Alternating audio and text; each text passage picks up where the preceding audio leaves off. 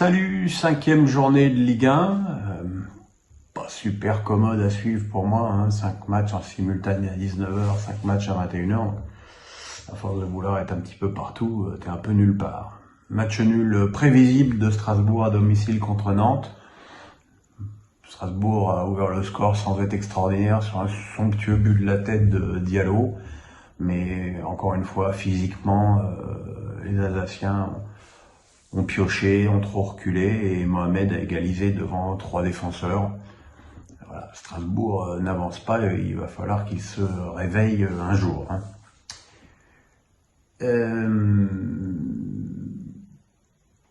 Monaco 3. Alors vous savez, je le répète souvent dans mes blogs ou mes vidéos, ce qui est important à surveiller, c'est le match d'après le PSG. Il y a souvent surtout quand tu fais une très belle performance. Je ne sais pas si tu te dis ça y est, on est les cadors, si on se relâche, mais en général, voire les matchs d'après sont très compliqués. Et celui de Monaco contre 3 au stade Louis II l'a été. Alors il faut aussi dire que les Monégasques n'ont pas été aidés par l'arbitrage de Buquet, qui a sifflé un penalty que je trouve personnellement très sévère et expulsé Maripane, alors que j'ai plutôt l'impression qu'il protège son ballon. Mais tout ça n'explique ni la pitoyable prestation des Monégasques en première mi-temps, ni cette démission en deuxième qui a permis à 3 de marquer 4 buts. Donc voilà, c'est comme toujours, le plus délicat avec le PSG, c'est le match d'après. Angers-Reims, alors ça va plus du tout à Angers. Perdre à domicile, ça peut arriver, mais en prendre 4 contre Reims, qui n'a pas pour être habituellement, je dirais, une machine de guerre offensive, c'est problématique. Sauf que Reims, cette année, avec le japonais Ito et Balogun, ils ont 2 vrais attaquants, ils ont marqué tous les deux, et voilà, et Reims s'est imposé, même si les Angevins ont eu la ressource de revenir au score, ils ont quand même su s'imposer de façon très logique.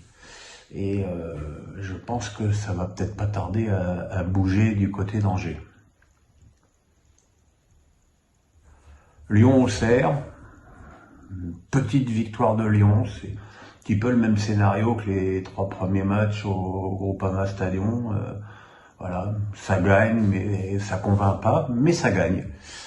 Toko Ekambi, le grand chouchou des supporters lyonnais, a mis but et passe D, ce qui va peut-être un petit peu les calmer, mais la réduction du score auxerroise, elle vient d'une étourderie de défense qui sera évidemment rédhibitoire face à des oppositions plus fortes.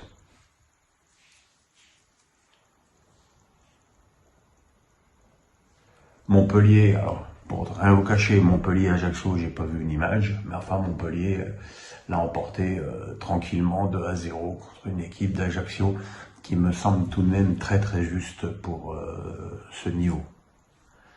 Et puis dans les matchs de 21h, l'OM a gagné petitement contre Clermont, 1-0, un but de Pape Gueye. Petitement, c'est si on lit juste le score, si on voit le match, c'est incroyable que Marseille n'ait gagné que 1-0, surtout en première période où ils ont accumulé les occasions. Alexis Sanchez a vu son penalty repoussé. Mais voilà,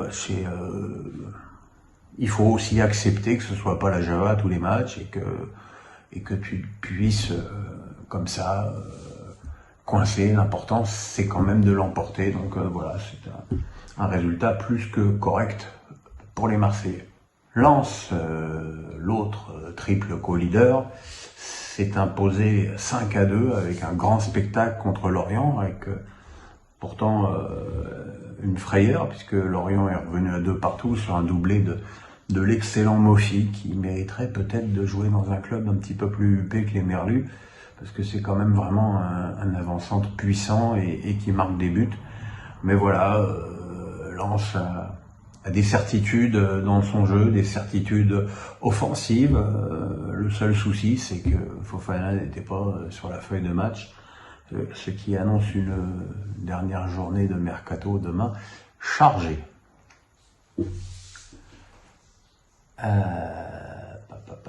Lille-Nice. Lille avait ouvert le score par Bamba et s'est fait rejoindre puis dépasser par 2 pénaltys de Delors et Pépé. Et voilà, c'est des contrariétés que tu peux vivre, mais ils n'ont pas su revenir dans le match derrière. Ils n'ont pas été capables au moins d'égaliser. Et c'est une deuxième défaite consécutive à domicile pour les Lillois, qu'on voyait peut-être un petit peu mieux que ça.